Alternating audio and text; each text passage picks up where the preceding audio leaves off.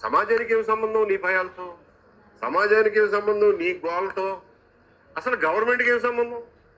అరే ఈ మతాన్ని రాజ్యాన్ని విడదీయమనే కదండి 400-500 సంవత్సరాల పాటు కొట్టుకు చచ్చారు యూరోప్ అంతా.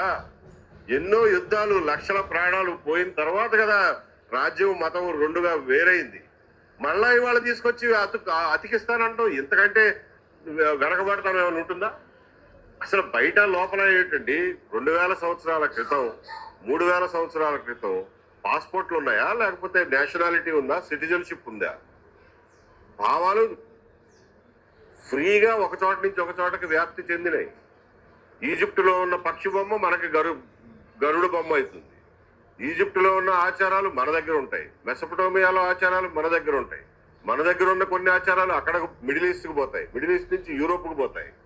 ఈ భావాల వ్యాప్తి, వీటి ప్రయాణం క్లియర్ గా ఈ రోజున మనం మ్యాప్ చేయగలిగిన పరిస్థితిలో ఉన్నాం. అంత సైంటిఫిక్ నాలెడ్జ్ ఉంది మనకి. కాబట్టి సనాతనం, పురాతనం అంతా కేవలం భారతదేశం భూభాగంలో పుట్టిందే కావాలనే నియమం ఎక్కడ లేదు. ప్రపంచంలో ఎక్కడున్నా మంచి తీసుకుంటాం. ఈ సెల్ ఫోన్ మనం ఏమైనా తయారు చేస్తున్నాం కాబట్టి దీన్ని వాడేది.